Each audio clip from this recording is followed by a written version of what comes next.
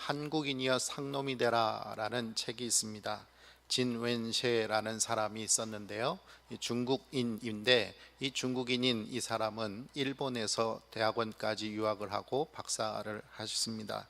그런데 이 사람이 한국인이여 상놈이 되라라는 책을 썼으니 중국인이 일본에서 유학하고 한국에 대해서 책을 쓴 책이라 상당히 의미 있는 책이라 말할 수 있을 것입니다.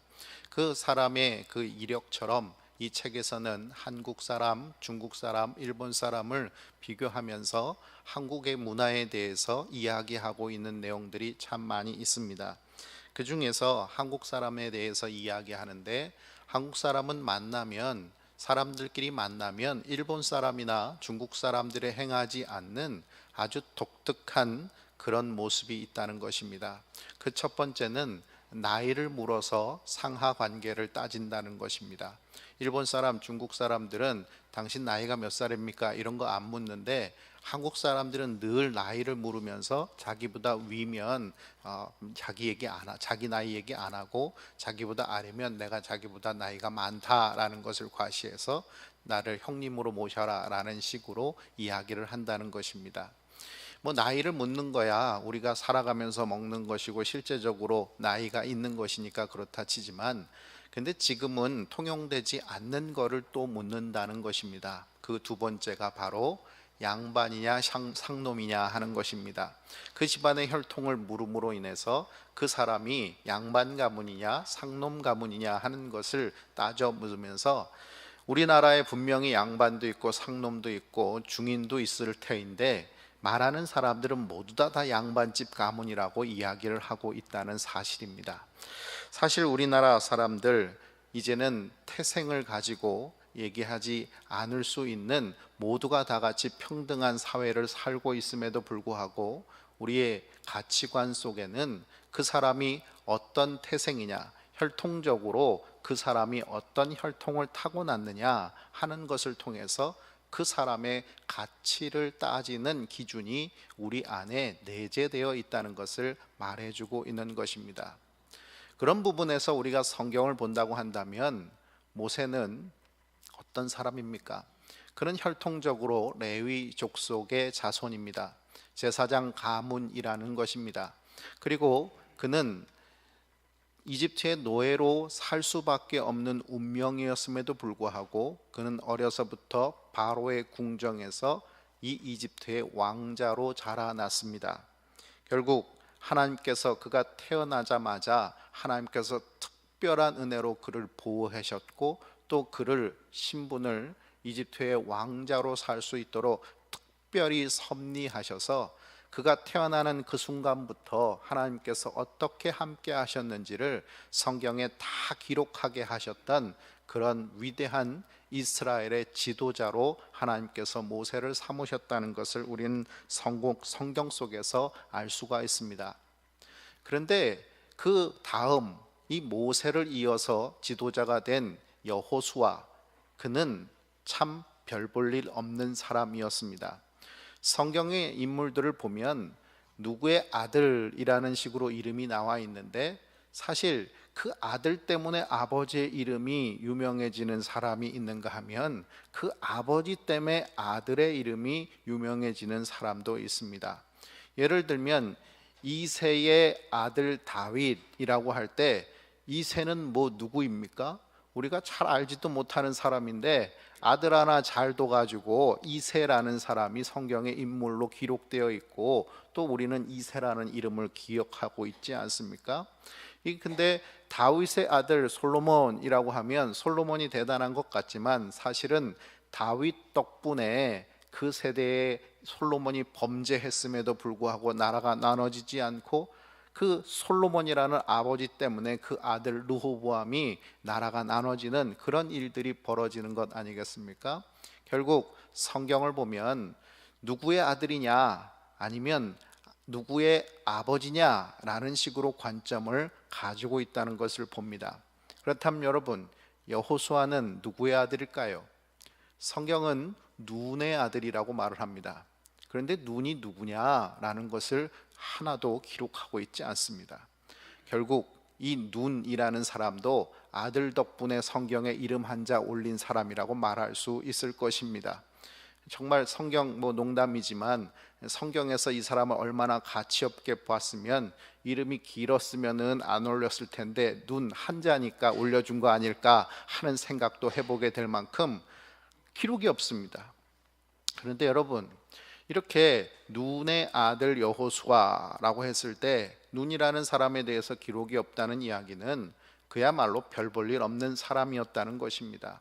그리고 혈통적으로 봤을 때 이 이스라엘 백성들이 이집트에 내려가서 지금 아들만 나면 죽여버려라 라고 말하고 있는 그 시점에서 살고 있는 이 노예 생활을 하고 있는 것을 본다면, 물론 모세 이후에 여호수아가 태어난 것이겠으니 그 이후에는 어떻게 되는지 알 수 없겠지만, 그러나 분명한 것은 이집트의 노예로 살고 있었다는 사실입니다. 여호수아는 혈통적으로 노예 집안이었다는 것입니다. 그리고 아버지가 성경에 어떤 기록도 나와 있지 않은 것을 보면 혈통적으로도 별로 그렇게 별 볼 일 없는 사람이었다는 것입니다. 그런데 성경에는 모세가 이루지 못했던, 이스라엘 민족이 가나안으로 들어가는 데까지 인도한 사람을 바로 여호수아라고 이야기하고 있는 것입니다. 그 훌륭한 모세가 이스라엘 백성들을 출애굽시키고 그 광야 40년 동안 함께 했지만 그 모세조차도 가나안 땅에 들어가지 못했는데, 이 가나안 여정 속에 함께 했던 사람들, 그 출애굽 1세대 사람들은 다 광야에서 죽었지만 딱 두 사람, 이 여호수아와 갈렙만 살게 되었는데, 그 중에 이 여호수아가 바로 이 민족을 인도하는 지도자가 되었고, 또 가나안 땅을 들어가게 하는 지도자요, 가나안 땅을 정복하게 하는 지도자가 되었다라는 것을 성경이 말해주고 있다는 것입니다. 그렇다면 어떻게 이렇게 별 볼 일 없고 혈통적으로 별 볼 일 없는 사람이 하나님께서 맡기신 그 위중한 일들을 다 감당할 수 있었을까요? 그 이유를 우리는 성경 속에서 하나하나 찾아보고자 합니다. 사람이 태어나면 주어져 있는 환경이 있습니다. 그 환경은 혈통이기도 하고 그 아버지 어머니의 삶의 환경이기도 합니다. 그리고 살아오는 시대도 그렇고 국가도 그렇고 자기가 선택할 수 있는 것은 아무것도 없습니다. 그저 주어진 환경, 그것이 자기를 선택한 것이 될 뿐 내가 그 안에서 어떤 선택도 할 수 없는 것입니다. 그런데 우리가 선택할 수 있는 것이 한 가지 있습니다. 그것은 바로 이 시대 속에, 이 환경 속에 내가 살아가면서 나는 어떻게 반응할 것인가 하는 것을 선택할 수 있다는 것입니다. 나는 노예 집안에서 태어났으니 노예로 살아가는 것이 내 숙명이지 라고 생각하면서 그 숙명을 거스르지 못하고 그저 노예로 살다 간 사람들은 성경에 이름 하나 기록되어 있지 않는 저 가나안 땅에 들어가기 전에 숱하게 하나님을 대적하고 범죄하면서 그렇게 그 하나님의 진노 속에 죽어갔던 사람들 중에 하나가 되었습니다. 그런데 여호수아는 자신의 삶을 선택했습니다. 자신의 삶 속에서 어떻게 반응할 것인가 하는 것을 선택했는데, 그의 삶의 반응을 단 한 가지의 단어로 이야기한다고 한다면 그것은 바로 충성입니다. 출애굽기 17장의 말씀을 보면 이스라엘 백성들은 광야에서 물이 없어서 목말라 했습니다. 그 이유로 인해서 이제 우리가 광야에서 목말라 죽게 하려고 하느냐라고 하면서 모세에게 비난을 퍼붓었고, 그 비난이 넘쳐서 이제는 돌을 들어서 모세를 쳐 죽일 지경에 이르게 되었습니다. 하나님께서 안 계신다, 하나님께서 우리를 돌보지 않는다, 저 모세는 우리를 인도할 수 있는 지도자가 되지 못한다 라는 그런 불신이 팽배했습니다. 하나님께서 그들에게 물을 주셔서 모든 상황이 정리된 듯하고 모든 게 해피엔딩으로 끝나는 것 같아 보였지만, 여전히 모세와 이스라엘 백성들 그 사이 속에 이스라엘 백성들이 갖고 있는 불신과 불평이 계속해서 분열로 이어지기 일보 직전의 모습을 보이고 있었습니다. 그런데 이런 문제 속에, 분열이 그 틈 속에 계속해서 스며들어 있는 삶 속에 이제 갑작스런 상황이 벌어졌습니다. 그것은 바로 아말렉이 쳐들어온 것입니다. 내부적으로도 일치 단결이 되지 못하고 있는 상태 속에서 외부적으로 강력한 군대를 가지고 있는 아말렉 족속이 쳐들어오게 되었으니 이제 그들의 운명은 풍년등화가 된 것 아니겠습니까?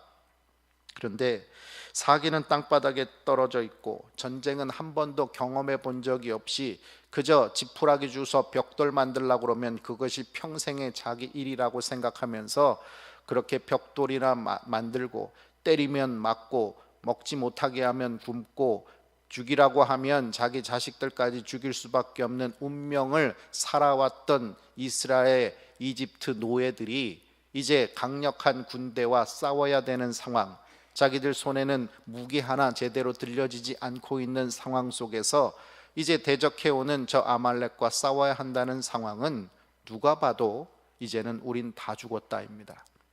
그런데 모세가 여호수아에게 하는 말이 있습니다. 나가서 싸우라는 것입니다.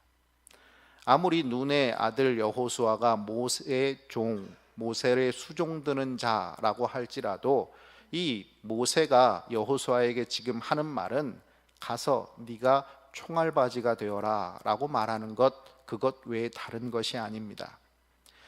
만일 여러분이 여호수아라고 한다면 이러한 상황 속에서 이런 자기 주인의 명령을 듣게 되면 여러분은 어떻게 반응하시겠습니까?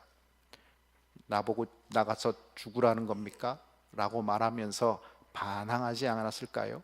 불순종하지 않았을까요? 속으로 예 라고 말을 하면서도 속으로는 이 지금 상황 속에 이 모세를 불신하는 사람들이 많으니 그 불평불만을 가진 세력들을 가지고 내가 반역하고 저 아말렉에 가서는 우리가 가지고 있는 모든 것을 바치고 항복하는 것이 목숨을 구하는 일이다 라고 머리를 굴려볼 수도 있지 않았겠습니까? 그런데 여러분, 여호수아는 전쟁터로 나갑니다. 전쟁의 승리로 인하여서 여호수아의 인기가 하늘을 찌를 듯 높아졌습니다. 생각해 보십시오.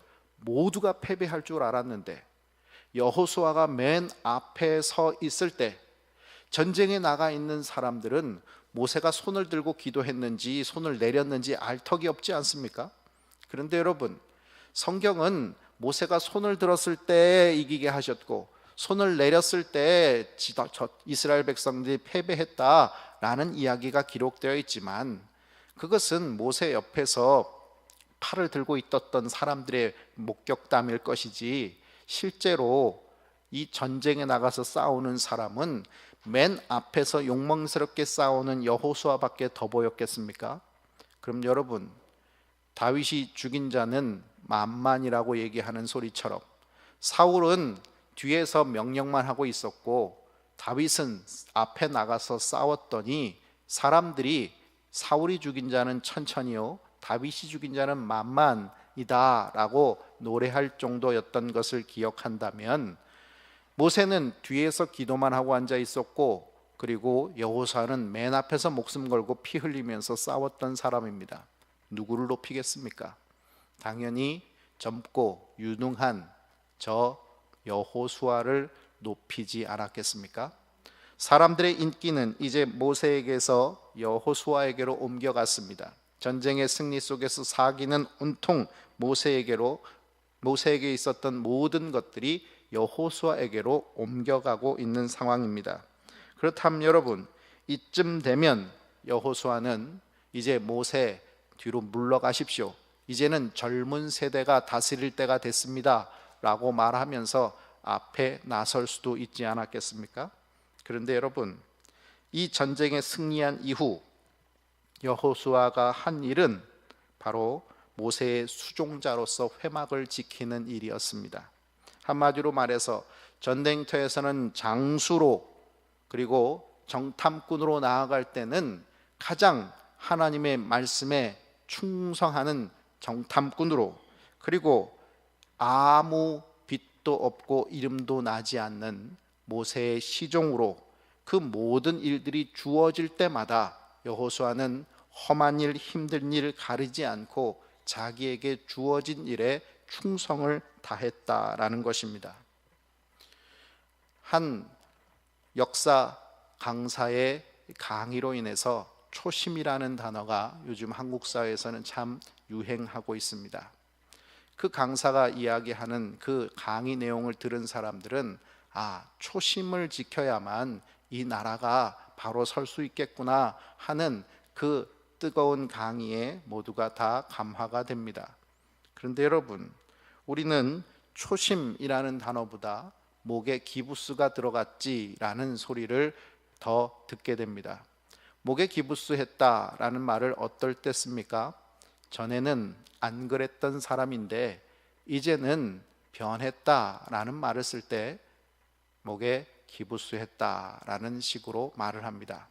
그것은 무엇입니까? 바로 그 사람이 가지고 있었던 지위가 낮았을 때, 그리고 그 사람의 명성이나 다른 모든 것들이 별 볼 일 없을 때는 그렇게 열심으로 충성하던 사람이었는데, 그 사람이 유명해지니까, 명성을 얻게 되니까, 힘을 얻게 되니까, 자리 한 자리 하게 되니까 목에 기부스하면서 이제는 인사받으려고 하더라, 이제는 자기 힘을 과시하려고 하더라 하는 그 얘기 속에서 우리는 목에 기부스했다라고 말하는 것 아닙니까?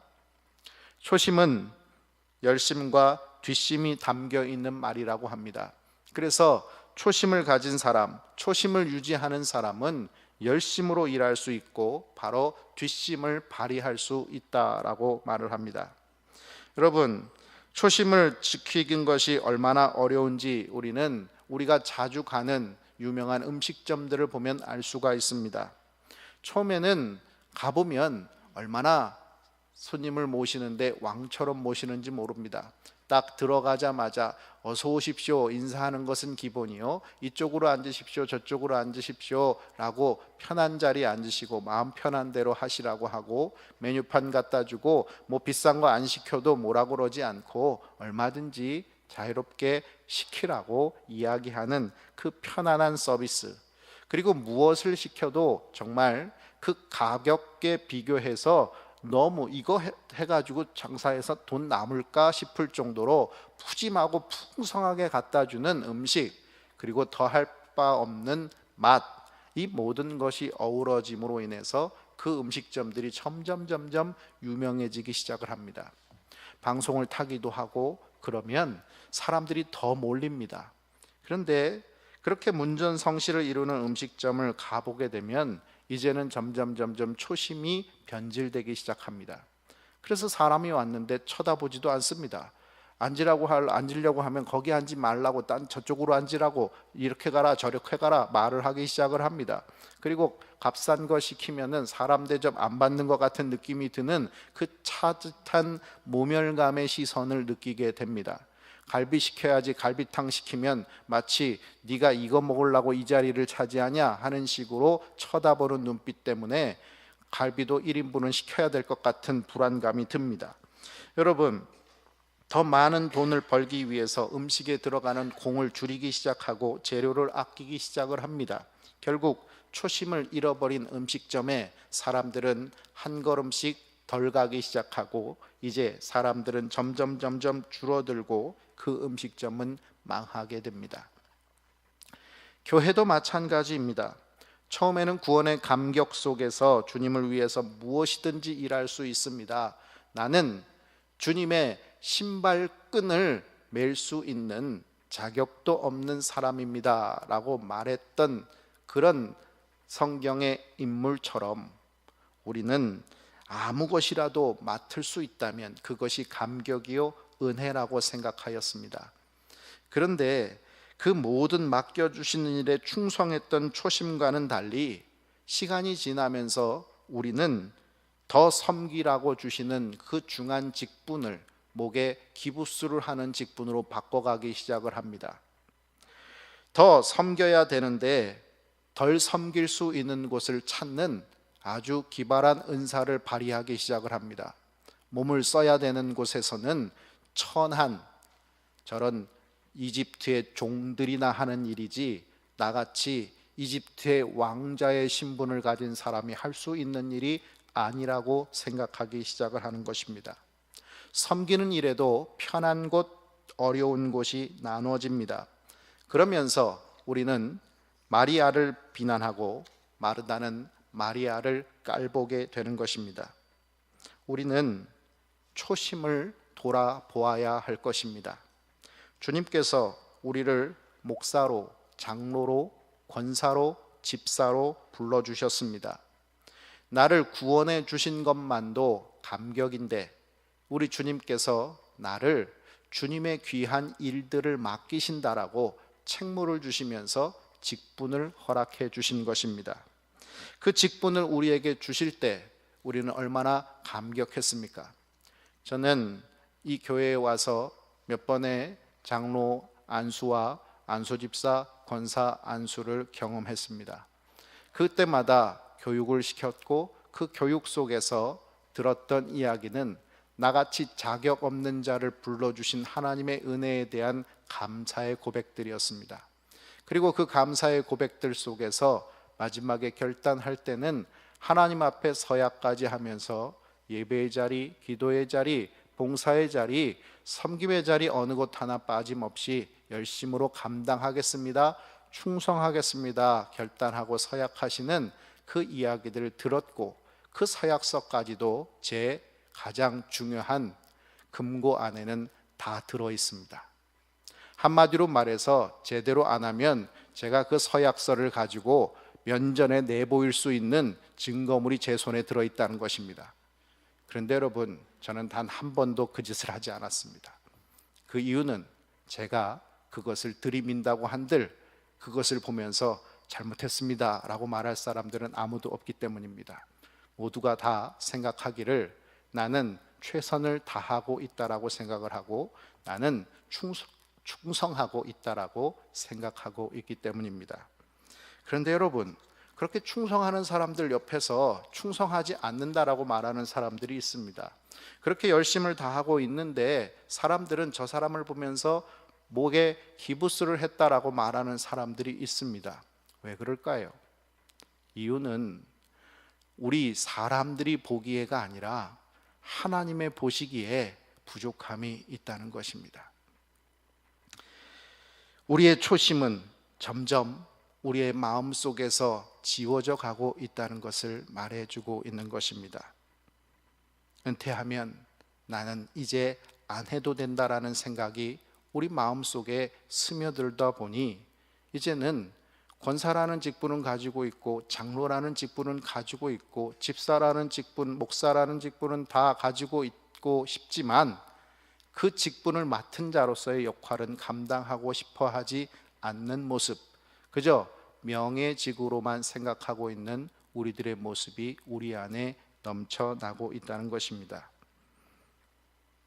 여호수아는 자신의 자리가 어디인지를 생각하지 않았습니다.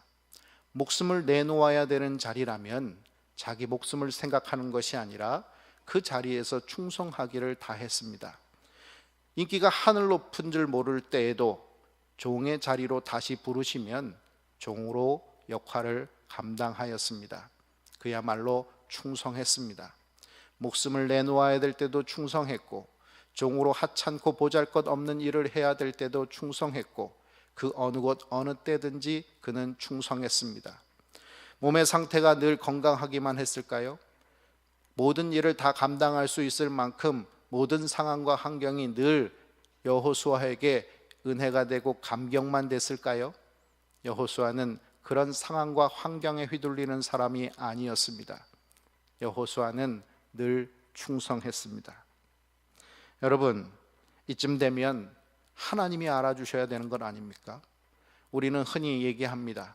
사람은 몰라도 하나님은 알아주신다. 그러니 하나님 알아주시는 그것 하나로 우리 충성해야지, 사람이 인정해주지 않는다고, 사람이 섭섭해한다고, 섭섭해하게 만든다고 그것 때문에 내가 무너져서는 안 된다라고 얘기를 합니다. 그런데 여러분, 성경은 정말 그럴까요? 사명을 주시는 하나님, 하나님께서 여호수아 1장 1절부터 9절 여호수아에게 사명을 주실 때 6번이나 모세의 이름을 부릅니다. 그중 절반인 3번은 여호와의 종 모세, 내 종 모세, 나의 종 모세라고 모세를 부르고 계십니다. 그런데 적어도 여호수아서, 모세 오경도 아니고 여호수아서고, 이제는 모세 죽었고 여호수아에게 사명을 주신다면 여호수아를 좀 높여주셔야 되는 것 아닙니까? 그런데 여러분, 이 여호수아 1장 1절부터 9절에 나와 있는 여호수아의 이름은 모세의 수종자 눈의 아들 여호수아라고 불려질 따름입니다. 한마디로 말해서 이제 죽고 가나안 땅에 들어오지도 못하는 저 모세의 이름은 내 종, 나의 종, 여호와의 종이라고 불러주시면서 여호수아는 모세의 종이라고 부르시고 계시다는 겁니다. 얼마나 섭섭한 일일까요? 여호수아 1장 1절에 여호와의 종 모세가 죽은 후에 여호와께서 모세의 수종자 눈의 아들 여호수아에게 말씀하여 이르시되, 사명을 넘겨주셨으면 이름도 넘겨주셔야죠. 누구는 여호와의 종이라고 부르고 누구는 모세의 종이라고 부르면서 일은 똑같이 시키고 있으면 이거야말로 열불나는 것 아니겠습니까? 여러분, 성경에 200번 정도 여호수아의 이름이 기록됩니다. 그럼 여러분, 이 중에서 여호와의 종이라고 불려지는 이름은 몇 번이나 나올까요? 여호수아에게 200번 불려지는 동안 내 종, 나의 종, 여호와의 종이라고 불려지는 여호수아 이름은 딱 2번 나옵니다. 딱 2번, 200번 여호수아 이름이 나오는 동안 딱 2번, 여호수아 24장 29절, 이 일 후에 여호와의 종 눈의 아들 여호수아가 110세의 죽음에, 사사기 2장 8절 여호와의 종 눈의 아들 여호수아가 110세의 죽음에. 여러분, 언제 여호와의 종이라고 불러주셨다는 겁니까? 죽을 때 불러줬다는 거예요. 살아서 충성 다할 때는 한 번도 그렇게 불러준 적이 없다가 죽을 때 여호와의 종이라고 불러주셨습니다. 평생 섭섭하지 않았을까요? 누구는 화려한 조명을 받고, 모세는 정말 이집트의 왕자로 화려한 삶도 살아보고 평생 하나님께서 인정해 주시는 여호와의 종으로 살다가 갔는데, 나는 똑같은 일 하는데, 아니 나는 전쟁터에 나가서 목숨 거는 일도 내가 먼저 했고, 또 이 가나안 땅에 들어와서 정복 전쟁을 하는 것도 내가 먼저 했고, 이 가나안 정탐하는 데도 다 반대했지만 나는 하나님의 뜻을 전했고, 그러면 하나님은 알아줘야 되는 거 아니냐? 사람들은 몰라줘도 하나님은 알아줘야 되는 건 아니냐라는 생각을 할 만도 한데, 여호수아는 모세가 평생 동안 주님의 구원 사역을 이루는 동안 그저 모세 곁에서 수종들 뿐, 모세는 하나님의 종 나의 종이라고 부르는 동안 딱 한 번 죽을 때 불러주시는 그 이름 앞에서 한 번도 섭섭하다, 서럽다, 불평하고 있지 않다는 사실입니다. 충성이 무엇일까요? 충성은 그저 종으로 사는 것입니다. 누가 알아주면 좋은데 안 알아주면 기분 나쁜 거, 그거 충성 아닙니다.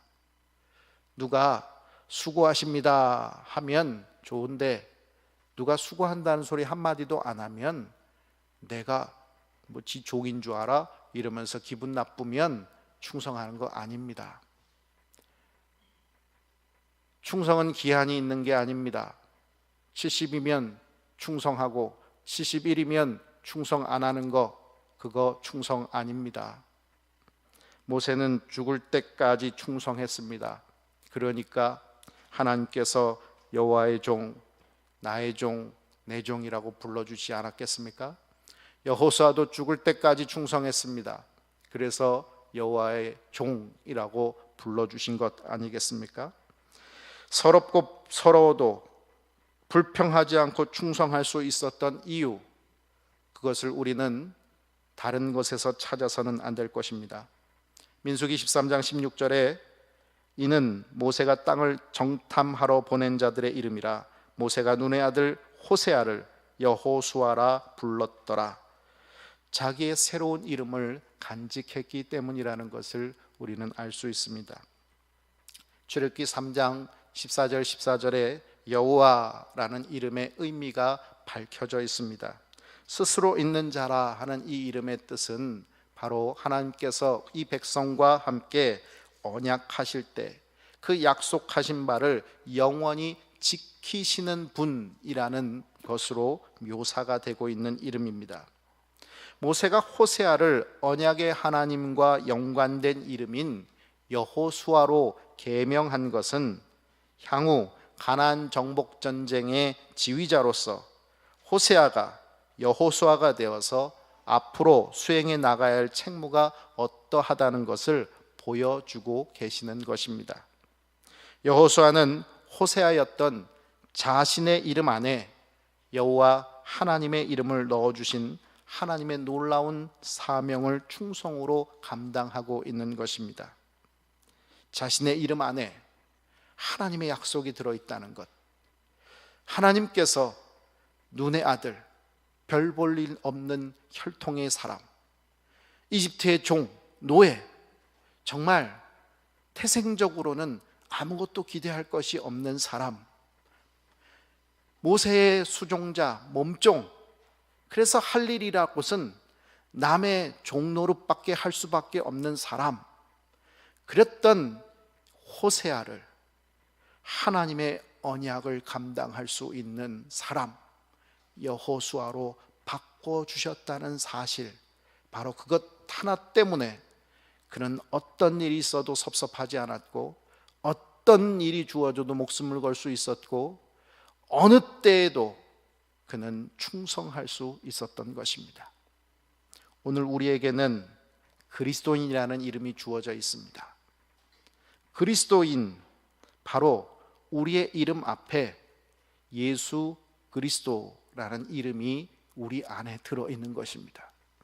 세상의 사람들은, 나를 전혀 모르는 사람들은 그저 이 세상의 하나인, 그저 가나안 땅에 들어가기까지 광야에서 멸절당하는 출애굽 1세대의 누군가로 말할 것입니다. 그런데 하나님을 아는 사람들, 내가 하나님을 믿는 사람이라는 것을 아는 사람들은 내가 내 이름 앞에 그리스도인이라는 이름이 붙어 있다는 것을 알 것입니다. 우리는 서로 저 사람 이름 앞에 그리스도인이라는 이름이 붙어 있다는 것을 알고 있는 증인들입니다. 그렇다면 여러분, 내 눈에 그 사람이 찹니까? 내 눈에도 차지 않는 그 사람의 그리스도인이라는 이름이 주님 보시기에는 가득 차 있을 수 있겠습니까? 오늘 우리는 초심을 잃지 않고 있습니까? 처음 주님께서 우리를 불러주셨을 때 그 감격과 은혜, 그 사랑에 우리는 반응하고 있습니까? 우리가 오죽 초심을 잃고 살아가면 주님께서는 첫 사랑을 회복하라고 말씀하시겠습니까? 첫 사랑을 잃어버리고 첫 사랑만큼도 살지 못하는 우리들에게 주님께서는 첫 사랑을 회복하라고, 그리고 더욱더 그리스도의 장성한 분량까지 자라가라고 우리들에게 말씀하고 계십니다. 이제 우리가 충성한다는 것, 그것은 우리에게 잃어버린 초심을 다시 찾는 첫사랑의 회복일 것입니다. 그리고 그 안에 머무르는 것이 아니라 성숙하고 더 자라가서 하나님께서 내게 맡기신 귀한 사명, 우리 주님께서 다시 오실 때까지, 내가 건강할 때나 내가 은퇴하기 전이나 내가 할 수 있는 상황이나 환경이었을 때가 아니라 그 어느 때 어느 곳 어느 시든지 어떤 방법으로든지 목숨을 다하여 충성할 수 있는 저와 여러분 되시기를 주님의 이름으로 축원합니다.